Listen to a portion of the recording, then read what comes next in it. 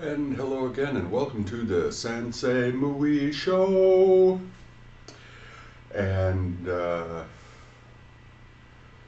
as you all know, but for the benefit of those watching the video, if anybody watches these videos outside of yourself, I never come with a prepared talk of anything. I might have a vague idea of what I want to talk about, like anatta or something like that, no self. The idea that anatta means technically without a soul, or no soul, or not self. And but I was asked an interesting question outside. Apparently, it's been bothering James now for about 2 years, because 2 years ago I said something to the effect of, "You can live with someone for 100 years and never actually get to know them." And this seems to have lingered on his mind. After all, I officiated at their wedding 12 years ago. I officiated at their daughter's naming ceremony. I mean, he has a beautiful wife whom he obviously shares affection with, but also he has a gorgeous daughter. And we have, and then he remembers I said, "You'll never get to know these people." And that needs some kind of explanation, doesn't it? Yeah. Well, now I don't know, how would you feel if I said, "You will never know another human being. You have never known another human being. You have never known an animal, your pets. You will never touch another human being. You'll never smell them. You'll never taste them. You'll never hear them. You'll never even hear their voices." What does that mean, for heaven's sakes? Well, basically, I'll never taste this coffee.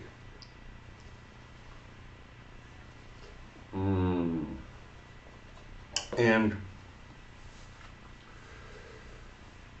that actually is a teaching that comes from an extinct group of Buddhist monks and nuns called Sautantrika. And they were the forerunners, the ancestors of a school of Buddhism called Yogacara. Now, in Theravada, it took the name Yogavachara, and the name was applied strictly to a certain kind of practice. But the practice, very, very similar to Yogacara. And what does that mean, Yogacara? It means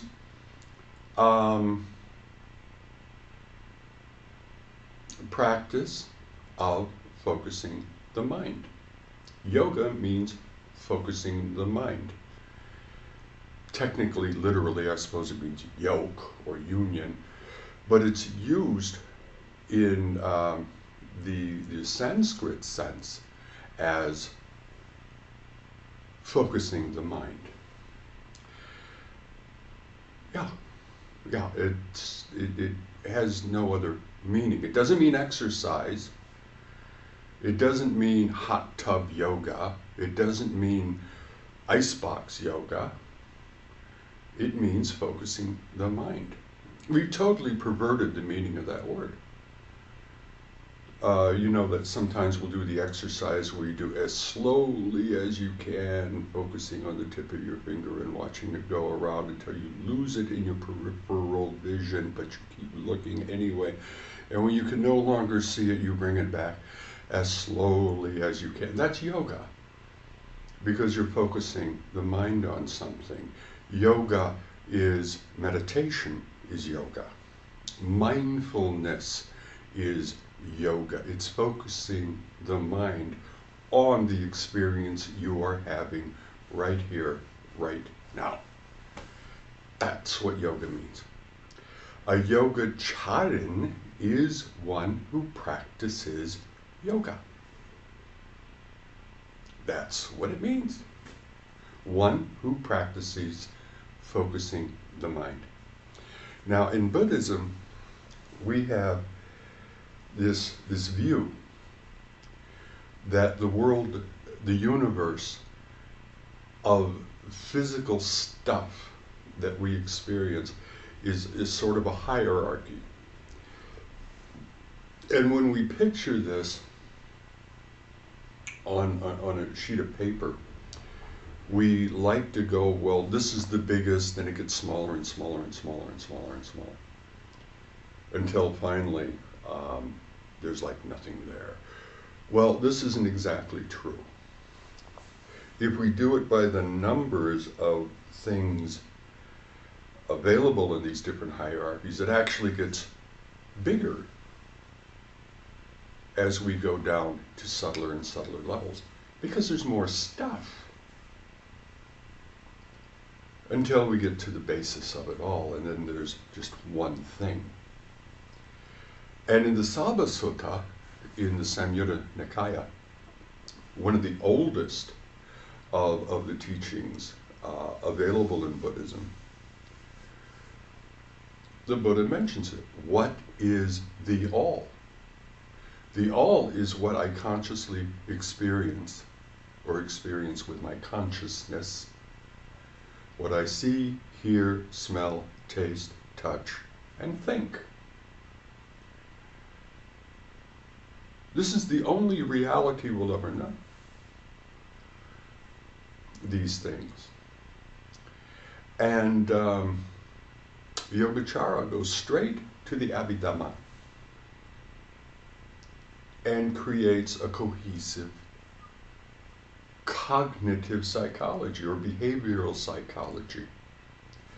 And the school died out. It was absorbed into, all the Tibetan traditions use it, Zen uses it, but we find this a lot in the history of Buddhism, where a particular school will be incredibly dynamic for maybe a few years, literally 20, 30, 40 years, and then gets absorbed into another school. Well, the same thing happened with Yogacara. It was absorbed into different sects of Buddhism.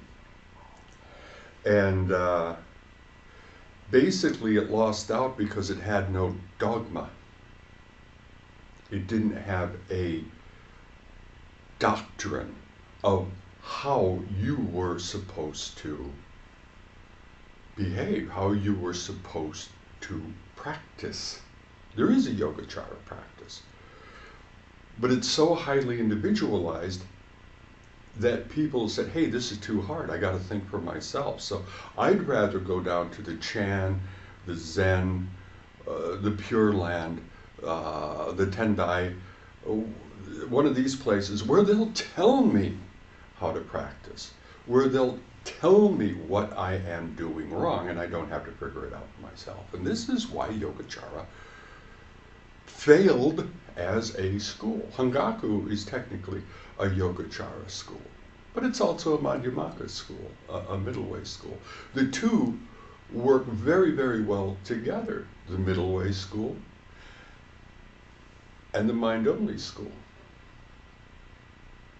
Now, when we say mind-only, we don't mean that it's only in your mind. We mean that the mind transforms what we physically experience. Because there are only 4 things that are real. 4 things. That is, you're having sensations, physical sensations. Your breathing, for instance, which is very important. You don't think breathing is important, try not doing it. Just stop breathing for about 10, 15 minutes and see what happens. Very, very fundamentally important. Tactile sensations, they're real. Breathing is real. Tasting is real. in the moment that it is occurring. Thoughts, the second thing, number 2. Thoughts are real when you're having them. When a thought arises, it has a reality. Those thoughts have qualities. That's the third reality. It is really happening. And the fourth thing that is real is nibbana, or nirvana for you Sanskrit speakers. It is real. It is real for all times, not just in the moment. Yeah. So what is the difference between these four? They fall into 2 different categories. The first 3 of sensation, thought, and quality of thought are all conditional. And that's pretty much what Yogacara is dealing with, are those 3 conditioned realities that we experience. Nibbana is unconditioned. It's true all the time. Now remember I talked about this hierarchy. Well, the hierarchy exists this way. The coarsest material is the stuff that we are constantly and consciously engaged with. Very, very coarse material. Chairs, zapus, zabotons, or in my case, rug. I like to tough it out. Glasses, doors, hallways, other people. This is the coarsest level of reality, of material reality. Well, underneath that there are molecules and dynamic forces called energy. Underneath that is atoms. Underneath the atoms there are subatomic structures. And if you're into quantum physics and all this good stuff, underneath all that at the base is strings. Vibrating energy that coalesces into this matter. Well, in Buddhism, underneath that, and now in quantum physics underneath that, is something else, something which is unifying all of this. The base, a unified field. Yeah, the unified field theory that Einstein and apparently the Nazis were trying to unearth back in the 30s, 40s, and up to the present. Well, we have a name for that unified field theory. For that unified field, it's not a theory, it exists. It has to exist. And that unified field is consciousness. Pure, pristine consciousness. Consciousness does not think. It has no personality. It is pure. It is the basis of everything. Everything arises out of that consciousness. Yeah, look at this. We're having a workshop this afternoon on spring cleaning, karmic house cleaning. It's snowing. The temperature dropped down to 32. I bet everybody's going to cancel. Spring? There's 2-3 inches of snow out there. Anyway, so where does this leave us? This leaves us with, when we experience stuff or people or smells or something that we think is a material and unique object, we are not experiencing that object.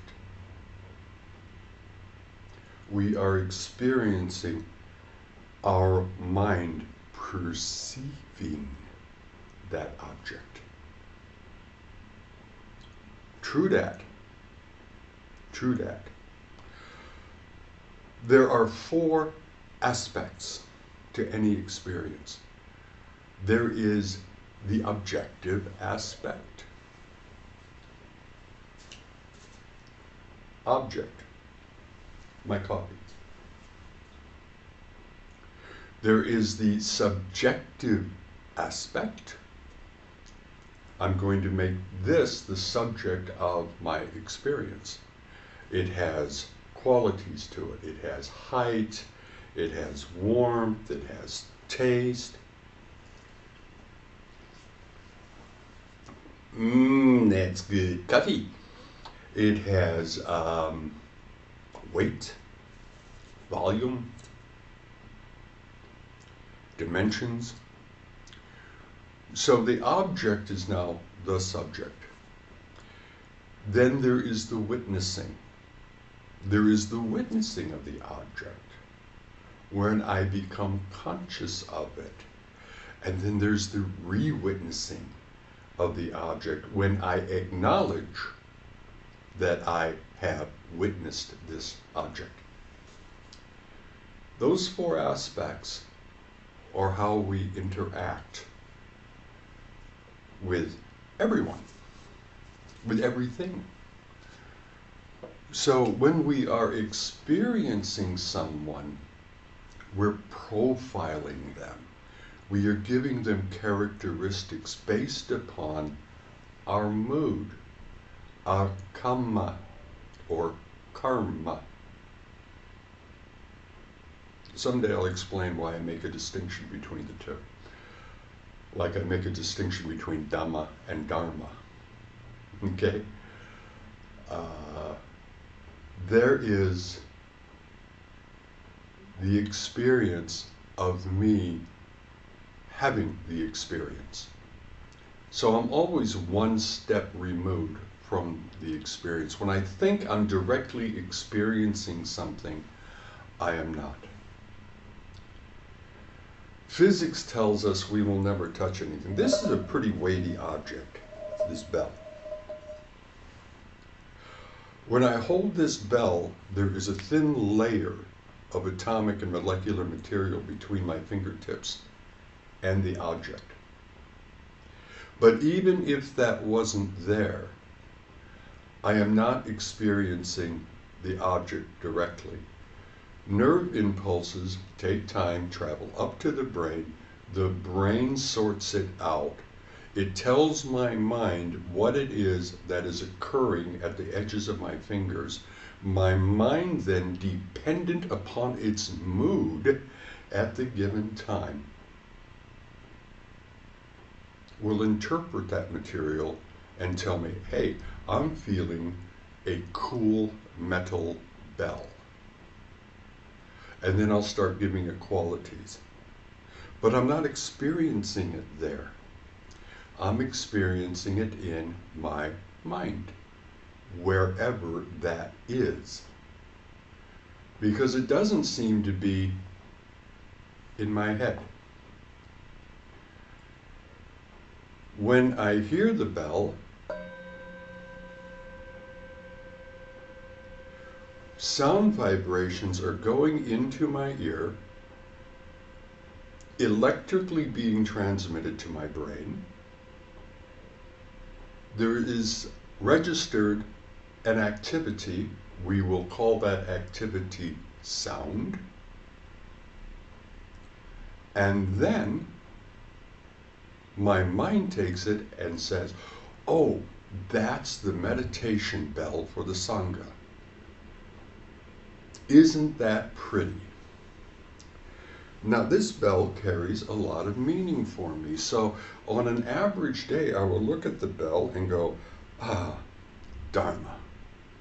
This is the Sangha's bell. This has been part of some of my most joyous experiences ever. Now, if somebody says I got to get rid of it and donate it to somebody else, my mood totally changes. My relationship to the bell is different. If I put it in my Buddha bag after the end of the day and take it home with me, I forget about it. I have no relationship to it anymore. When I take it out and gong it, I have a relationship to it. My mood changes. Dramatically sometimes, very often. Wow, what happened to the lights? More snow. We're having a snowstorm on spring cleaning day. We all do this. Look at your significant other. Sometimes when you're feeling in a good mood, this person is love incarnate. We thunder with a snowstorm? Isn't that interesting? We feel that they are up on a pedestal and we are beneath them and we don't deserve them. You get those feelings. When we're not in a good mood, say our boss just yelled at us, and they're not being sympathetic, then we have a totally different interpretation of them. We are experiencing a different person. So this is why we have the saying, we don't walk on firm ground, we walk on quicksand, because our perceptions are constantly shifting. The same object has a totally different value depending upon our mood. So we're not directly experiencing people out there. We are experiencing a reflection of our mind. Wow, that's wonderful. That means I can make anyone I see a loving, kind human being. That means even Donald Trump has redeeming value. Although most of you in this room will disagree with that statement. But he does. He doesn't have to be the psycho from hell. He can be a bodhisattva. Hell, he can even be a Buddha for all I know.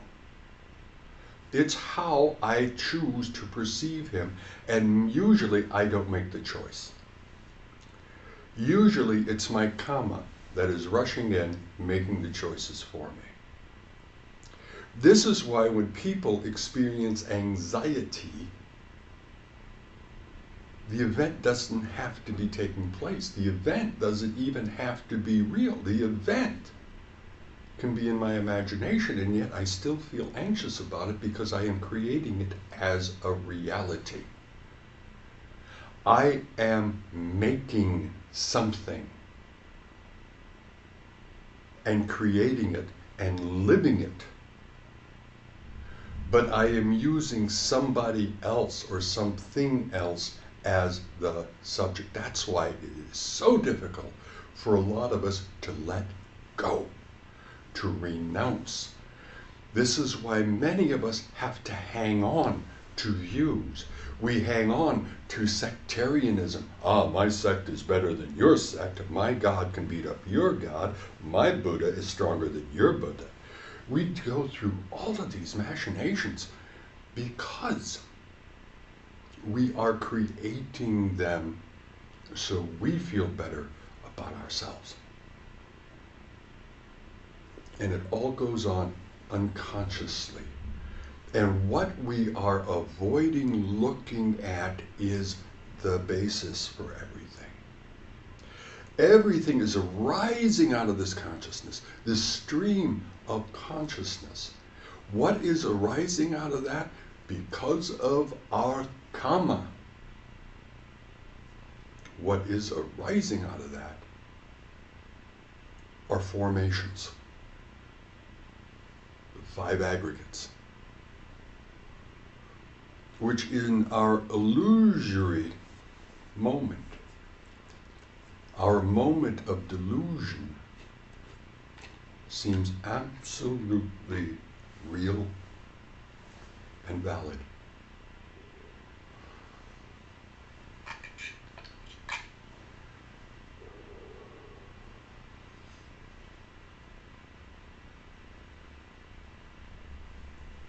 The Buddha never said life is an illusion,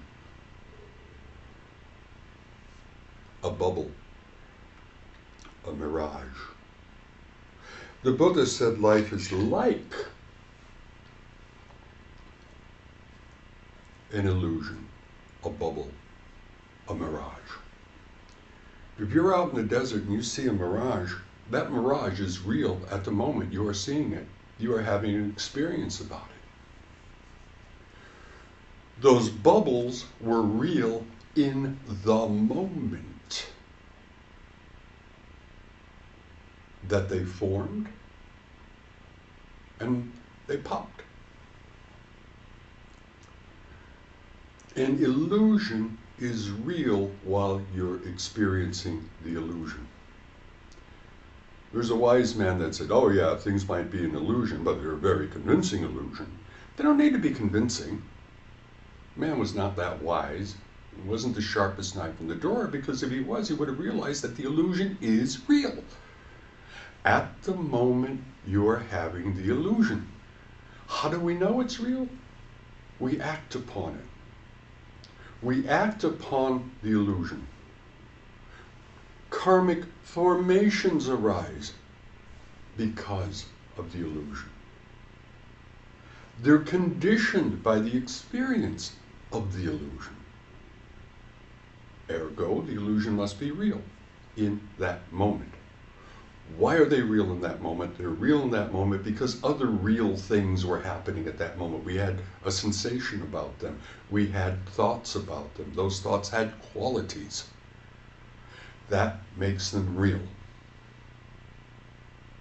And then they're no longer real. Now they're illusions. The memory of the bubbles is an illusion. The memory is real at the moment that we're having it, but what that memory represents is not real. It's an abstraction of something that really happened. How many people here have photographs of their mother in their wallet? Okay. How about significant others? It can be your cat. Okay. In your wallets you have snapshots. Are those snapshots your significant other, your cat, your mother? Are they? No. They're representations of them. We're plagued by memories, by anxiety of the future, which are just snapshots. We get so hung up on what happened yesterday and what might happen tomorrow, and we're not paying attention to this very moment. We get hung up on those things because they appear as an object in the mind. We make them the subject. We affirm that they are there, and then we reaffirm that we are aware of them. And in doing that, we are creating them in a very, very real way, because they impact us and affect us. And when we see other people, we do exactly the same thing. We first objectify them, then we make them the subject of our experience. It's as if we step back and we're watching a movie. And we're writing the script for the movie. And we're directing the movie. And we're the producers too. And then we broadcast it on our personal internet. Why I don't watch TV? I got the biggest freak show in the world going on right here. Don't need a TV. When we think we're experiencing someone or something, we're not. We're experiencing our projection onto them, as if they were a three-dimensional screen. We become influenced by reflected light. You walk into some place and there's somebody incredibly attractive over in the corner, and you want to go meet them because you think this is a god or this is a goddess, and you're getting so turned on by them, intellectually, sometimes physically. And what happens? What has happened? You're being turned on by reflected light being seen by the eye. You're not getting turned on by a person. And then you construe that to be the nearly perfect, or maybe the perfect person. They may be a 5 on somebody else's scale, but in your scale, they're 10 out of 10. Happens all the time. Ask any single man. Ask any girl or woman that has ever felt lust for another human being. That's what we all do. We hear somebody speak, like the Dalai Lama. We hear the Dalai Lama speak. We're so, oh, isn't he wonderful? What did we just get turned on by? We got turned on by sound vibration coming into the ear. His English isn't even that good. But we're going to get turned on because it's so gentle, it's so real, it's so authentic, it's true Buddha Dharma. And we're getting turned on by sound vibrations coming into the ear that we're perceiving in a particular way, casting them in a particular light, and deciding this is what it is. He could have just called us all hillbilly skanks. But, oh, it's the Dalai Lama. I used to feel that way about French. The French language. I had no idea what the French language sounded like, or what the words meant, but it sounded so cool in French.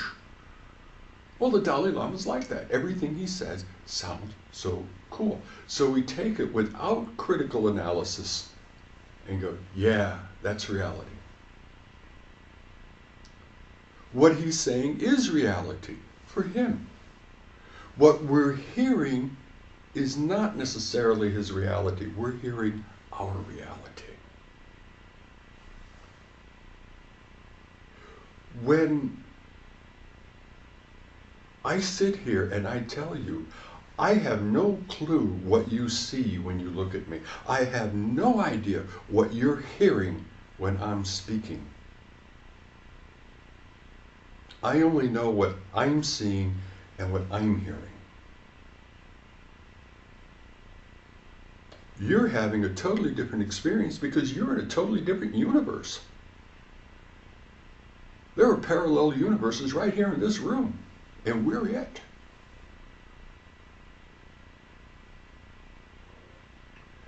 When we get in touch with that unified field through various techniques,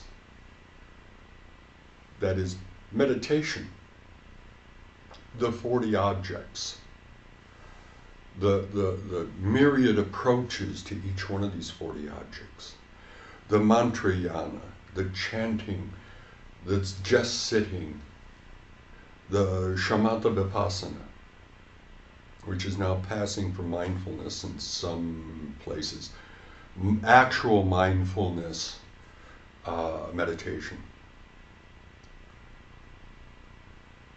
When we do these things, particularly in the jhana practice, jhana, dhyana, zen, jhana,